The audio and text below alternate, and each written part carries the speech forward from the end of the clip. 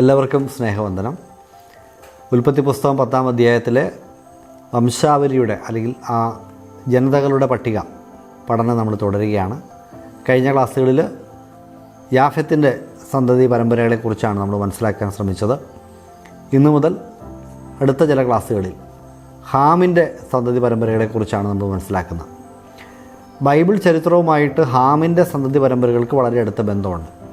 പ്രത്യേകിച്ച് ഇസ്രായേലിൻ്റെ ചരിത്രവുമായിട്ട് ഹാമിൻ്റെ സന്തതിയിൽ വരുന്ന മിസ്രയീം ഇസ്രായേലിൻ്റെ ചരിത്രവുമായിട്ട് എത്ര അടുത്ത് നിൽക്കുന്നു എന്നുള്ള കാര്യം നമുക്ക് അറിയാമല്ലോ.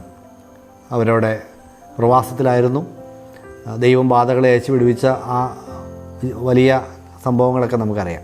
അപ്പോൾ അങ്ങനെ ഈ ഹാമിൻ്റെ സന്തതികളുമായി ചേർന്ന് പോകുന്ന ഒരു ചരിത്രധാര നമുക്ക് ബൈബിൾ ചരിത്രത്തിൽ കാണാൻ സാധിക്കുന്നുണ്ട്. അതുകൊണ്ട് ഇവരൊരു പ്രധാനപ്പെട്ട ജനവിഭാഗമാണ്. നമുക്ക് അവരുടെ ഓരോരുത്തരുടെയും പുരാണങ്ങളിലേക്ക് പോകാം, അവരുടെ ചരിത്രത്തിലേക്ക് നമുക്കൊന്ന് പോകാം.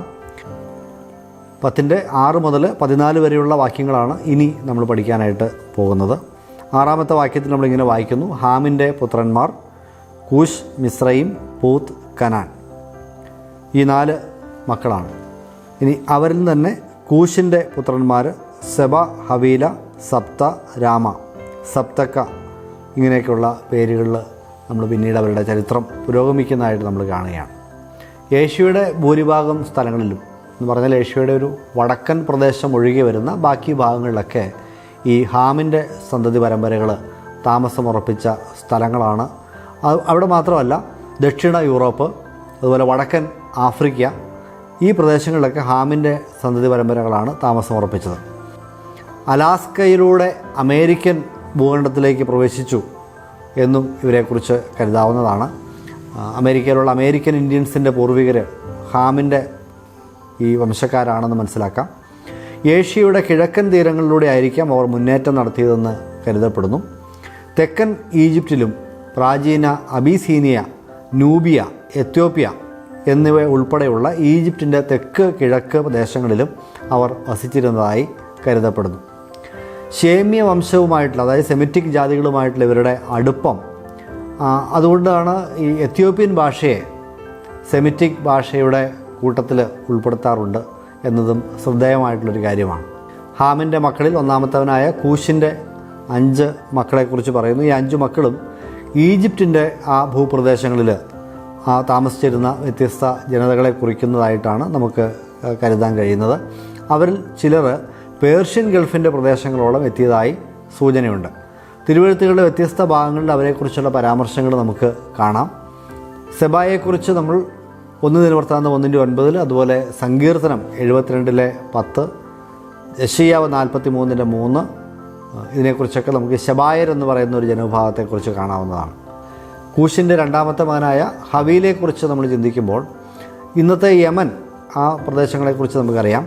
അപ്പോൾ ഈ യമൻ എന്നറിയപ്പെടുന്ന തെക്കു പടിഞ്ഞാറൻ അറേബ്യ, ആ അറേബ്യയുടെ പ്രദേശത്തൊക്കെയാണ് ഈ ഹവീല എന്ന് പറയുന്ന ആ ജനവിഭാഗം താമസമാക്കിയത് എന്ന് മാത്രമേ നമുക്ക് അവരെക്കുറിച്ച് കാര്യമായിട്ട് അറിയാവുള്ളൂ. ബൈബിളിൽ പല ഭാഗത്ത് അവരെക്കുറിച്ചുള്ള പരാമർശങ്ങളുണ്ട്.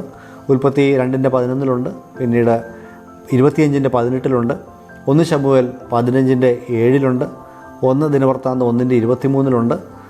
ഇത്രയൊക്കെയാണ് നമുക്ക് ഈ ഹവീലയെക്കുറിച്ച് പറയാനായിട്ട് സാധിക്കുന്നത്. ഇനി അടുത്ത പുത്രനായ സപ്തായെക്കുറിച്ച് പറഞ്ഞാൽ യമൻ്റെ കിഴക്ക് ഭാഗത്ത് ആയിരിക്കാം അവർ താമസിച്ചത് എന്ന് കരുതപ്പെടുന്നു. അതല്ലാതെ നമുക്ക് കൂടുതൽ അറിവ് ആ ജനവിഭാഗത്തെക്കുറിച്ച് ഇല്ല. സപ്തായുടെ സന്തതികൾ യമൻ്റെ കിഴക്ക് ഭാഗത്ത് ജീവിച്ചിരുന്നു. അതുപോലെ രമായുടെ സന്തതികളെക്കുറിച്ച് പറയുമ്പോൾ അവർ പ്രശസ്തരായ വ്യാപാരികളായിരുന്നു എന്നാണ് സൂചന. യഹസ്കേൽ 27-22 അവരെക്കുറിച്ച് പറഞ്ഞിട്ടുണ്ട്. പിൽക്കാലത്ത് പുരാവസ്തു ഗവേഷണത്തിലൂടെ കണ്ടെടുത്തിട്ടുള്ള ചില മുദ്രകളിലൊക്കെ രാമായെക്കുറിച്ചുള്ള ചില സൂചനകൾ നമുക്കുണ്ട്. പേർഷ്യൻ ഗൾഫിൻ്റെ സമീപത്തുള്ള തെക്ക് പടിഞ്ഞാറ് അറേബ്യയിലാണ് ഭൂമിശാസ്ത്രപരമായി അവരുടെ സ്ഥാനമെന്ന് കണക്കാക്കപ്പെടുന്നു. സപ്തക്ക എന്ന ഉൽപ്പത്തി പുസ്തകത്തിൽ നമ്മൾ കാണുന്നുണ്ട്. പേർഷ്യൻ ഗൾഫിൻ്റെ കിഴക്ക് ഭാഗത്തായി വസിച്ചിരിക്കുന്ന ജനവിഭാഗമാകുവാനാണ് സാധ്യത. അപ്പോൾ കൂശിൻ്റെ സന്തതി പരമ്പരകളിൽ പ്രധാനമായിട്ടുള്ള അവരുടെ പേരുകളാണ് നമ്മളീ പറഞ്ഞത്. ഈ പറഞ്ഞിരിക്കുന്ന ആളുകൾ അല്ലെങ്കിൽ ജനവിഭാഗങ്ങൾ എവിടെയൊക്കെ താമസിച്ചിരുന്നു എന്ന് നമുക്കിന്ന് മനസ്സിലാക്കുമ്പോൾ നമ്മളിപ്പോൾ യമൻ്റെ കിഴക്കെന്നും പടിഞ്ഞാറെന്നും ഒക്കെ പറഞ്ഞു. അപ്പോൾ നിങ്ങൾ പഠിക്കാനിരിക്കുമ്പോൾ ഒരു ബൈബിൾ അറ്റ്ലസ് കൈവശമുണ്ടെങ്കിൽ ആ പ്രദേശങ്ങളിലെ മാപ്പുകളും കൂടെയൊക്കെ നോക്കി മുമ്പോട്ട് പോയാൽ നമുക്കത് മനസ്സിലാക്കാൻ എളുപ്പമുണ്ട്. അതുകൂടാതെ നമുക്ക് ഇങ്ങനെ പറഞ്ഞാൽ അത്ര പിടികിട്ടില്ല ഏതൊക്കെ പ്രദേശങ്ങളിലേക്കാണ് ഈ ജനതകൾ വ്യാപിച്ചത് എന്നുള്ള കാര്യം. അപ്പോൾ ബൈബിൾ പഠനത്തിൽ പ്രത്യേകിച്ച് ഇതുപോലെയുള്ള ഈ ചരിത്രം പറയുന്ന വേദഭാഗങ്ങളെ മനസ്സിലാക്കുവാൻ ഒരു ബൈബിൾ അറ്റ്ലസ് ആവശ്യമാണ്. ഓൺലൈനായിട്ട് നിങ്ങൾക്ക് ഈ മാപ്പുകളൊക്കെ കിട്ടും. ഇനി അതല്ല ബൈബിൾ അറ്റ്ലസ് ആയിട്ട് തന്നെ വാങ്ങാനായിട്ട് കിട്ടും. അതൊക്കെ ഉപയോഗിച്ച് പഠിക്കാനായിട്ട് ശ്രമിച്ചാൽ കൂടുതൽ നന്നായി മനസ്സിലാക്കാനായിട്ട് സാധിക്കുമെന്നുള്ള കാര്യം ഇടയ്ക്കൊന്ന് ഓർപ്പിക്കുകയാണ്. രമായുടെ 2 പുത്രന്മാരായ ശെബ, ദേദാൻ ഇവരെക്കുറിച്ച് എപ്പോഴും ഒരുമിച്ചാണ് പറയുന്നത്. ഈ ശെബ എന്നുള്ളത് തൊട്ട് മുമ്പിൽ നമ്മൾ കൂശിൻ്റെ പുത്രന്മാരെക്കുറിച്ച് പറഞ്ഞപ്പോൾ സെബ എന്നൊരു പേര് പറഞ്ഞു. ഇത് രണ്ടും മാറിപ്പോകരുത്. സെബ വേറെയാണ്, ശെബ വേറെയാണ്. രമായുടെ പുത്രന്മാരാണ് ശെബയും ദേദാനും. അതുപോലെ അടുത്തതായിട്ട് പറയുന്നത് കൂശ് നിമ്രോദിനെ ജനിപ്പിച്ചു എന്നാണ്. നിമ്രോദിനെക്കുറിച്ച് വളരെ കാര്യമായ പരാമർശം ഈ വംശാവലിയിൽ പറയുന്നുണ്ട്, ഈ ഒരു വേദഭാഗത്ത് പറയുന്നുണ്ട്. അത് ഒരുപക്ഷെ നിമ്രോദിൻ്റെ അന്നത്തെ കാലത്തെ പ്രശസ്തി കാരണമായിരിക്കാം. പ്രശസ്തി എന്ന് പറയണോ കുപ്രസിദ്ധി എന്ന് പറയണോ എന്നതിനെക്കുറിച്ച് നമുക്ക് തർക്കമുണ്ട്. എങ്കിലും അദ്ദേഹം വളരെ പ്രസിദ്ധനായിട്ടുള്ളൊരു മനുഷ്യനായിരുന്നു. കാരണം അദ്ദേഹത്തെക്കുറിച്ച് പറഞ്ഞിരിക്കുന്നത് അവൻ ഭൂമിയിൽ ആദ്യ വീരനായിരുന്നു, അവൻ യഹോവയുടെ മുമ്പാകെ നായാട്ട് വീരനായിരുന്നു. അതുകൊണ്ട് യഹോവയുടെ മുമ്പാകെ നിമ്രോദിനെ പോലെ നായാട്ട് വീരൻ എന്ന പഴഞ്ചൊല്ലായി. അവൻ്റെ രാജ്യത്തിൻ്റെ ആരംഭം ഷീനാർ ദേശത്ത് ബാബേൽ, ഏരക്, അക്കാദ്, കൽനെ എന്നിവയായിരുന്നു. അപ്പോൾ ഇങ്ങനെയുള്ള ഒരു പരാമർശം ഇദ്ദേഹത്തെക്കുറിച്ചുണ്ട്. അവിടെ ചില ശ്രദ്ധേയമായ ചില സൂചനകൾ, ചില പ്രയോഗങ്ങൾ നമുക്കൊന്ന് നോക്കാം. അവൻ യഹോവയുടെ മുമ്പാകെ ആദ്യ നായാട്ട് വീരനായിരുന്നു, അതുപോലെ നായാട്ട് വീരനായിരുന്നു എന്നാണ്. അപ്പോൾ ഇദ്ദേഹം ഒരു ഹണ്ടറായിരുന്നു. ഇപ്പോൾ നായാട്ട് വീരൻ എന്ന് പറയുമ്പോൾ സാധാരണഗതിയിൽ നമ്മൾ മൃഗങ്ങളുടെ പിറകെ പോയി വന്യമൃഗങ്ങളെ വേട്ടയാടി പിടിക്കുന്ന ഒരു മനുഷ്യൻ എന്ന രീതിയിലാണ്. എന്നാൽ ഇദ്ദേഹത്തെക്കുറിച്ച് വ്യാഖ്യാതാക്കൾ പറഞ്ഞിരിക്കുന്ന മറ്റൊരാശയം he was a hunter of man എന്നതാണ്. മനുഷ്യ വംശങ്ങളെ വേട്ടയാടി പിടിക്കുന്ന അല്ലെങ്കിൽ മനുഷ്യവർഗങ്ങളെ കീഴ്പ്പെടുത്തുന്ന ഒരു വീരനായ ഒരു യോദ്ധാവായിരുന്നു നിമ്രോദ് എന്നാണ്. ഒരുപക്ഷെ അതുകൊണ്ടായിരിക്കാം പിന്നീട് അദ്ദേഹം അവനൊരു രാജ്യം സ്ഥാപിച്ചതായിട്ട് പറയുന്നുണ്ട്. ആദ്യമായി ഒരു വലിയ സാമ്രാജ്യം സ്ഥാപിച്ച ഒരു മനുഷ്യൻ. ബാബേൽ, ഏരക്ക്, അക്കാദ്, കൽനെ എന്നീ പേരുകളുള്ള ടൗൺഷിപ്പുകൾ അല്ലെങ്കിൽ രാജ്യങ്ങൾ സ്ഥാപിച്ചു. അങ്ങനെ ഒരു സാമ്രാജ്യം ഉണ്ടാകുന്നു. ആ ബാബേൽ ഗോപുരം പണിത ഷിനാർ ദേശം, ആ പ്രദേശമൊക്കെ ഉൾപ്പെടുന്ന ഒരു സാമ്രാജ്യമാണ് ഇദ്ദേഹം ഉണ്ടാക്കിയത്.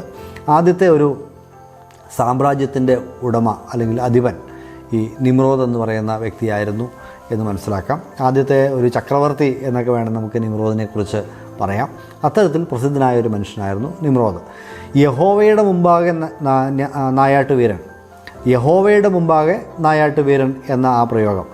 അപ്പോൾ ചില ആളുകൾ അതിനെക്കുറിച്ച് പറയുന്നുണ്ട്, ദൈവം പ്രസാദിച്ച ഒരു ജീവിതത്തെക്കുറിച്ചായിരിക്കാം പറയുന്നത്. ദൈവം മുമ്പാകെ പ്രസാദകരമായ ഒരു ജീവിതമായിരുന്നു. അതുകൊണ്ട് യഹോവയുടെ മുമ്പാകെ എന്നൊക്കെ പറയുമ്പോൾ ദൈവം മുമ്പിൽ ജീവിച്ചൊരു മനുഷ്യൻ എന്നൊക്കെ ഒരു സാധ്യത അതിനെക്കുറിച്ചുണ്ട്. പക്ഷേ അത് നമ്മൾ മനസ്സിലാക്കേണ്ട, ആ പ്രയോഗം നമ്മൾ മനസ്സിലാക്കേണ്ടത് ഒരു നല്ല ജീവിതം, ദൈവപ്രസാദമുള്ള ഒരു ജീവിതം നയിച്ചു എന്നല്ല നിമ്രോദിനെക്കുറിച്ച് നമുക്ക് പറയാൻ കഴിയുക. മറിച്ച് ദൈവത്തോട് മത്സരിച്ച ഒരു ജീവിതം. നിമ്രോദ് എന്ന് പറയുന്ന ആ പേരിൻ്റെ അർത്ഥം തന്നെ വി വിൽ റിബൽ എന്നാണ്. ഞങ്ങൾ മറുതലിക്കും, ഞങ്ങൾ മത്സരിക്കും എന്നാണെന്നാണ്.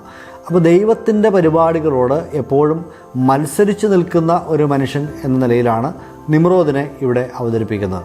അപ്പോൾ യഹോവയുടെ മുമ്പാകെ എന്നുള്ള ആ പ്രയോഗത്തിൽ മുമ്പാകെ എന്നുള്ള ആ വാക്കിന് എതിരെ എന്നുള്ള ഒരർത്ഥം കൂടി ഉണ്ട് എന്ന് നമുക്ക് എബ്രായ ഭാഷയുടെ നിഘണ്ടു പരിശോധിക്കും മനസ്സിലാക്കാനായിട്ട് സാധിക്കും. അപ്പോൾ യഹോവയ്ക്ക് എതിരെ ഉള്ള ഒരു നായാട്ട് വീരൻ, യഹോവയ്ക്കെതിരെ ദൈവത്തിൻ്റെ ഹിതത്തിനും ഇഷ്ടങ്ങൾക്കും എതിരെ നിന്നൊരു മനുഷ്യൻ എന്നുള്ളതാണ്.